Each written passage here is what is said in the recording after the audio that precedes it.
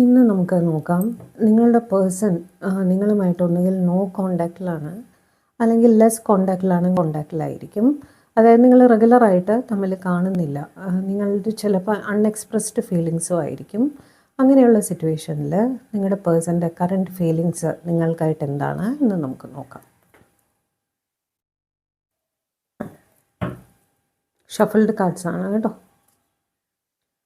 Long distance ആയിട്ട് ഇത് world card വെച്ചിട്ട് നിങ്ങൾ തമ്മിൽ ലോങ് ഡിസ്റ്റൻസിലായിരിക്കാൻ സാധ്യതയുണ്ട്. അതുകൊണ്ടാണ് ഇവർക്ക് എന്നും നിങ്ങളെ കോണ്ടാക്റ്റ് ചെയ്യാൻ സാധിക്കാത്തത്. നിങ്ങൾ തമ്മിൽ ട്രാവൽ ചെയ്ത് വന്നാൽ മാത്രമേ പരസ്പരം കാണാൻ സാധിക്കുകയുള്ളൂ. ലോങ് ഡിസ്റ്റൻസ് ഒരു കാരണമാണ്, അതിനെപ്പറ്റി അവർ ബോധേഡാണ്.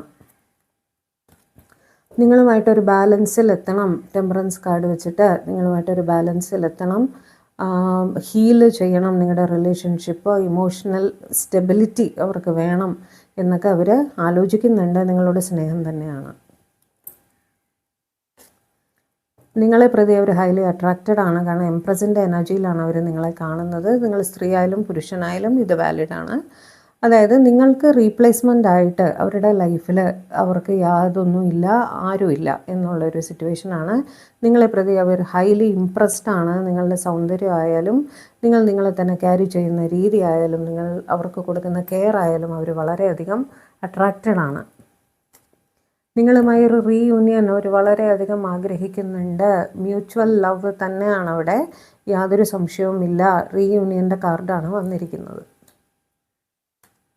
ഒരു ചെറിയ കൺഫ്യൂഷൻ അവിടെ കാണുന്നുണ്ട്. ഡിസ്റ്റൻസ് ആയിരിക്കണം അതിൻ്റെ കാര്യം, ഞാൻ ക്ലാരിഫൈ ചെയ്യാം, വെയിറ്റ് ചെയ്യൂ. ഹൈലി ഇമോഷണലായിട്ട് അവർ ഫീൽ ചെയ്യുന്നുണ്ട്. ഇമോഷൻസിൽ സാഡ്നെസ്, സന്തോഷം, സ്നേഹം എല്ലാം ഇമോഷൻസായിട്ട് തന്നെയാണ് പറയുന്നത്. ഇവിടെ സ്നേഹമാണ് അധികമായിട്ട് കാണുന്നത്. ബോട്ടം ഓഫ് ദി ഡെക്ക് വന്നിട്ട് നമുക്ക് കിട്ടിയത് 4 ഓഫ് വോൺസ് ആയിരുന്നു. അതായത് ഒരു വിഷ് ഫുൾഫിൽമെൻറ്റ്, അല്ലെങ്കിൽ നിങ്ങൾക്ക് ചിലർക്കെങ്കിലും തുറന്നു പറയാത്ത സ്നേഹമൊക്കെ ആണെങ്കിൽ അവരവരുടെ സ്നേഹം എക്സ്പ്രസ് ചെയ്യുന്നതായിട്ടും നിങ്ങളുടെ അടുത്തേക്ക് വരുന്നതായിട്ടും കാണുന്നുണ്ട്. Clarify 5 of wands. എന്ത് കൺഫ്യൂഷനാണ് അവർക്കുള്ളത്?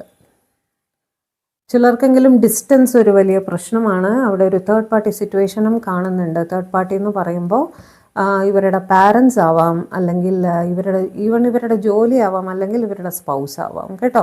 അതിലാണ് അവരൊരു കൺഫ്യൂഷനായിട്ട് നിൽക്കുന്നത്. ലോങ് ഡിസ്റ്റൻസ് ആണ് എന്തായാലും. ഇവർ നിങ്ങളെ വേദനിപ്പിച്ചിട്ടുണ്ടെങ്കിൽ ഇവരൊരു അപ്പോളജിയൊക്കെ ആയിട്ട് നിങ്ങളെ കാണാൻ വരണമെന്ന് വളരെ തീവ്രമായിട്ട് തന്നെ ആഗ്രഹിക്കുന്നുണ്ട്.